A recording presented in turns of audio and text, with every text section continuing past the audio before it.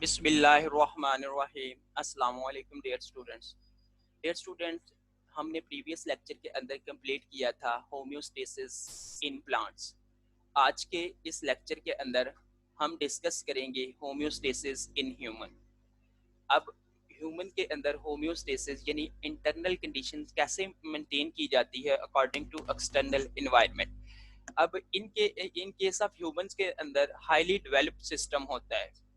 ये highly developed जो system है ये किस पर मुश्तमिल होगा? बॉडी के कुछ ऑर्गन्स पर मुश्तमिल होगा। वो बॉडी के कुछ ऑर्गन्स क्या होंगे? लंग्स, स्किन और किडनी। यानी ये ऑर्गन लंग्स, स्किन और किडनी हेल्प करेंगे बॉडी को मेंटेन रखें अकॉर्डिंग टू एक्सटर्नल एनवायरनमेंट। ये देख लेते हैं। Like other complex animals, humans have highly developed system for homeostasis. दूसरे एनिमल की तरह ह्यूमन भी हाईली डेवलप्ड सिस्टम रखते हैं। किसके लिए? होम्योस्टेसिस के लिए। The following are the main organ which for homeostasis. ये मेन ऑर्गन होंगे जो किसका काम करेंगे, जो हेल्प करेंगे बॉडी को मेंटेन रखने में। फर्स्ट वन हम देख लेते हैं कि लंग्स है। लंग्स आपको पता है गैसियस एक्सचेंज के अंदर हेल्प करता है। इसी लंग्स के जरिए कार्बन डाइऑक्साइड रिलीज होती है और ऑक्सीजन यानी बॉडी के अंदर इंटर होती है। देखिए, lungs remove excess carbon dioxide and keep it in balance. ठीक है, बॉडी को इसने कीप इट इन बैलेंस में रखना है। किस तरह? जब इसने एक्सेस कार्बन डाइऑक्साइड को रिमूव करना है बॉडी से। अब skin performs role in maintenance of body temperature and also remove excess water and salt. अब स्किन ने मेंटेनेंस ऑफ बॉडी टेम्परेचर यानी बॉडी के टेम्परेचर को मेंटेन करना है। कैसे मेंटेन करना है? जब इसने स्वेट प्रोड्यूस करना है। उसी स्वेट के अंदर क्या होगा? Water and salt. और उसके साथ साथ किडनी हेल्प करेंगे किसको एक्सक्रीट करने में? Water, salt, urea, uric acid etcetera. देखें, the kidney filters excess water, salts, urea, uric acid. अब किडनी फिल्टर करना है। जब किडनी के पास ब्लड आएगा उस ब्लड को फिल्टर करना है। उसमें से वाटर, साल्ट, यूरिया और यूरिक एसिड को क्या है? रिमूव करेंगे from the blood and form urine. अब ये जो water, salt, urea, uric acid blood से ये फिल्टर कर रहे हैं और उसके साथ साथ यही किडनी क्या करेगी? यूरिन बनाएगी। अब हमने कहा है कि कुछ ऑर्गन्स हैं जो हेल्प करेंगे होम्योस्टेसिस में। फर्स्ट वन ऑर्गन हम डिस्कस कर लेते हैं, वो स्किन है। अब स्किन की टू लेयर्स होती हैं, एपिडर्मस और उसके साथ साथ डर्मस। एपी मीन होता है अबव, डर्मस मीन होता है स्किन। एपिडर्मस ऊपर वाली स्किन होगी, डर्मस उस ऊपर वाली से जो नीचे होगी वो डर्मस होगी। इस एपिडर्मस के ये एपिडर्मस प्रोटेक्टिव लेयर होगी। ऊपर वाली स्किन क्या प्रोटेक्टिव लेयर होगी, लेकिन उसके नीचे जो होगी वो है डर्मस। इस डर्मस स्किन के अंदर ब्लड वेसल्स होंगी, सेंसरी नर्व एंडिंग होगी, स्वेट एंड ऑयल ग्लैंड्स होंगे, hairs and fat cells etcetera इसके अंदर होंगे। देख लेते हैं। We know that our skin consists of two layers, वो है एपिडर्मस एंड डर्मस। एपिडर्मस ऊपर वाली, देखें, epidermis is the outer protective layer. ये ऊपर वाली प्रोटेक्टिव लेयर है जो किसका काम करेगी? इंसुलेशन का। विदाउट ब्लड वेसल्स, इसके अंदर क्या है? ब्लड वेसल्स नहीं होंगे। While dermis is inner layer, epidermis के नीचे इनर लेयर क्या होगी? डर्मस होगी, कंटेनिंग ब्लड वेसल्स। इसके अंदर ब्लड वेसल्स भी होंगी, सेंसरी नर्व एंडिंग्स भी होंगी, स्वेट एंड ऑयल ग्लैंड्स होंगे, हेयर्स एंड फैट सेल्स वगैरह इसके अंदर डर्मस के अंदर। अब skin perform important role in the regulation of body temperature. अब स्किन का इंपॉर्टेंट रोल है कि इसने रेगुलेट करना है बॉडी टेम्परेचर को। कैसे करना है? क्योंकि हमें पता है कि एपिडर्मस किसका काम करती है, यानी इंसुलेट। ठीक है, अब एपिडर्मस ने, हमने कहा टू स्किन है, इसकी ऊपर वाली स्किन किसका काम करेगी? इंसुलेट करेगी यानी इंसुलेशन प्रोवाइड करेगी। लेकिन उसके साथ साथ जब मसल्स कंट्रैक्ट करते हैं, कंट्रैक्ट होने के साथ साथ हमारे ये हेयर्स खड़े हो जाते हैं, इनको कहते हैं गूस बम्प्स। अब इन हेयर्स जो ऊपर को खड़े हो चुके हैं, इनके अंदर एयर ट्रैप कर जाती है। एयर ट्रैप करने के बाद क्या बॉडी के ऊपर एक बारीक सी लेयर बना देती है, किसकी? एयर की। वो भी किसका काम करती है? इंसुलेटिंग का। ये कब होता है? जब सर्दियों के अंदर ऐसा होता है कि मसल कंट्रैक्ट करते हैं, हेयर्स खड़े हो जाते हैं, इनको कहते हैं गूस बम्प्स। जब ये हेयर्स खड़े हो जाते हैं तो इसके अंदर एयर ट्रैप कर जाती है। जब ये एयर ट्रैप कर जाती है तो ये वार्म एयर हो जाती है। यही किसका काम करती है? इंसुलेशन का। ये देख लेते हैं। Skin performs important role in the regulation of body temperature. Skin ने इम्पोर्टेंट रोल परफॉर्म करना है, किसको रेगुलेट करना? Body temperature. The thin layer of fat cells in the dermis insulate the body. अब thin layer of fat cells है, ठीक है, fat के थिन, इसने किसका काम करना है? Insulates the body. Contraction of muscles, contraction of small muscles attach to hairs form goose bumps. अब ये जो कंट्रैक्ट करेंगे स्मॉल मसल्स, किसके साथ अटैच? हेयर्स के। ये जो हेयर्स खड़े हो जाएंगे ऊपर को, उनको क्या कहेंगे? गूज bumps. It creates an insulating blanket of warm air. इसके अंदर, इन स्मॉल एयर्स के अंदर एयर आके ट्रैप कर जाएगी, वही एयर क्या होगी? वार्म एयर होगी। और ये किसका काम करेंगे? इंसुलेशन का। फिर इससे क्या है? बॉडी को मेंटेन रखा जा सकता है, यानी बॉडी के टेम्परेचर को। Similarly, skin helps in providing cooling effect when sweat is produced by sweat gland. अब वो था सर्दियों के मौसम की कंडीशन। अगर हम गर्मियों की बात करें तो ये गर्मियों में भी इसी तरह क्या स्किन क्या है? हेल्प करती है, कूलिंग इफेक्ट प्रोवाइड करती है। तब कूलिंग, कब कूलिंग इफेक्ट प्रोवाइड करती है?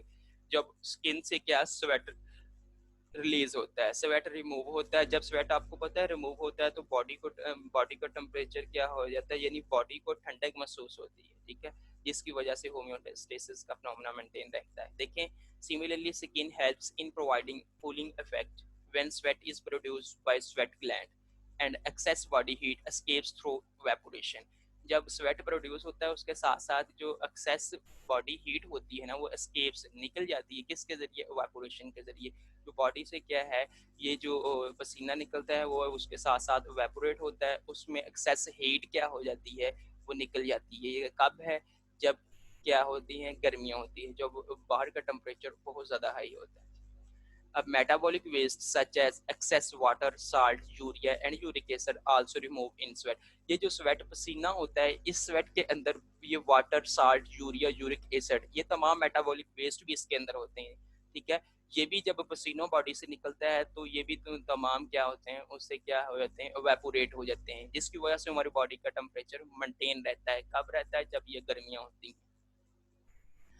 अब सेकंड वन हम देख लेते हैं, लंग्स। क्या हमने कहा था कि होम्योस्टेसिस के अंदर कुछ आर्गन्स हेल्प कर रहे हैं, वो लंग्स सेकंड वन।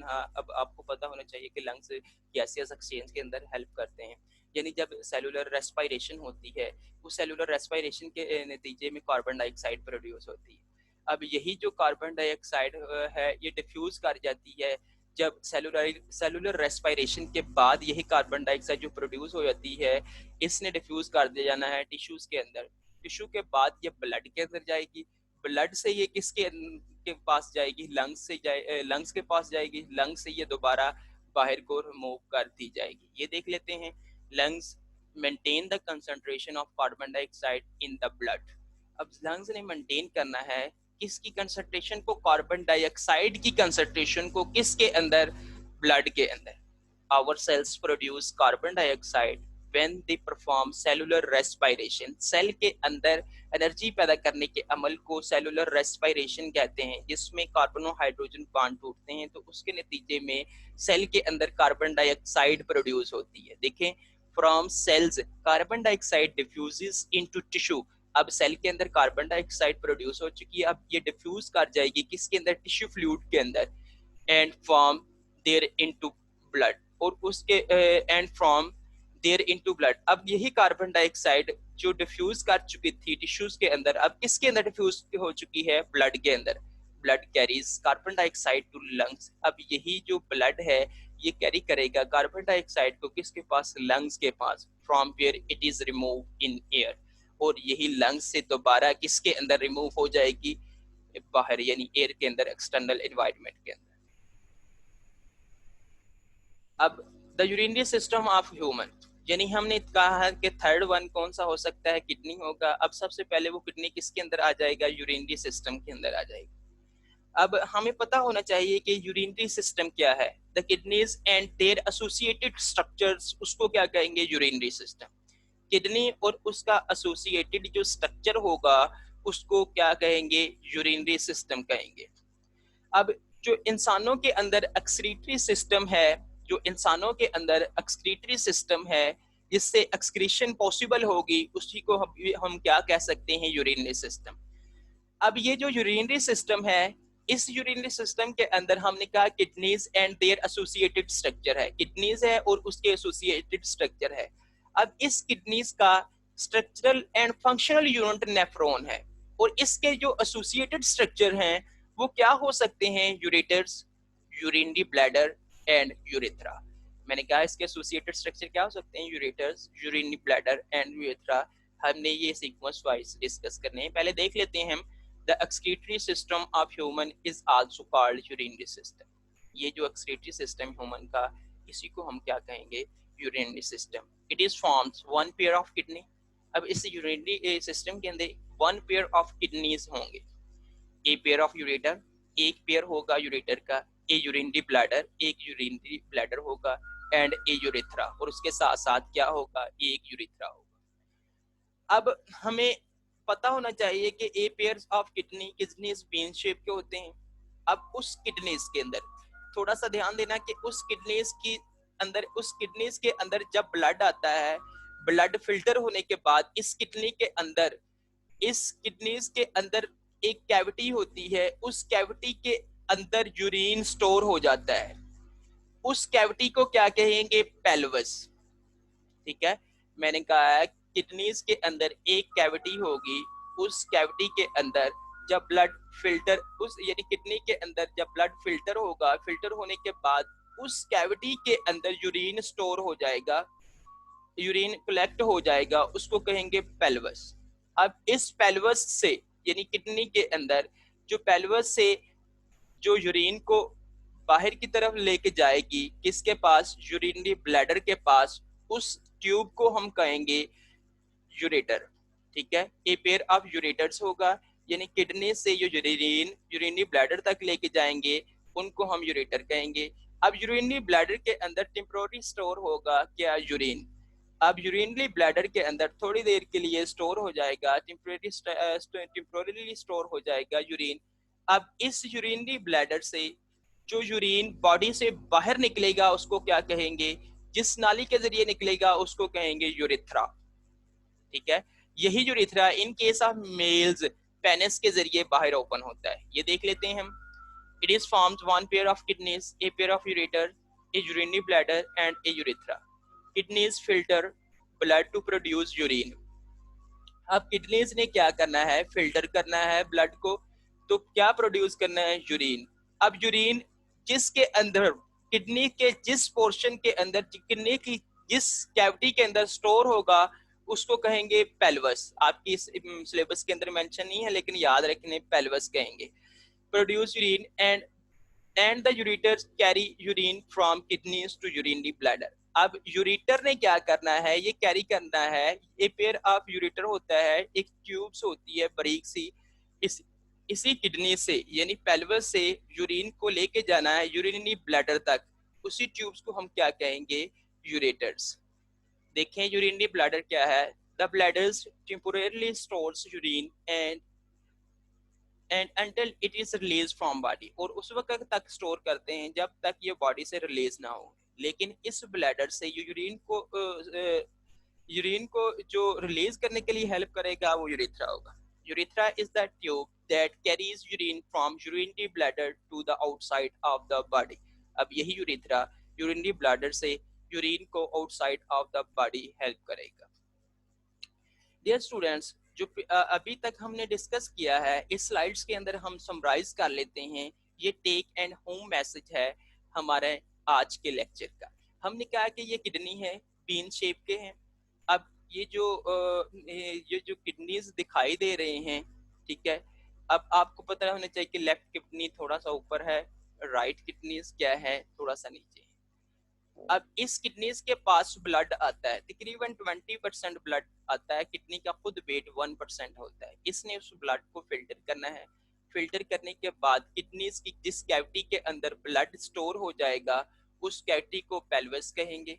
इस इधर आके इस पोर्शन पर पेल्वस होता है, ठीक है, इस ये पेल्वस। लेकिन हमने कहा कि एक पेयर ऑफ यूरेटर होता है, ये देखें पेयर ऑफ यूरेटर, यही पेयर ऑफ किडनी है, दो किडनीज हैं, ये पेयर ऑफ यूरेटर है।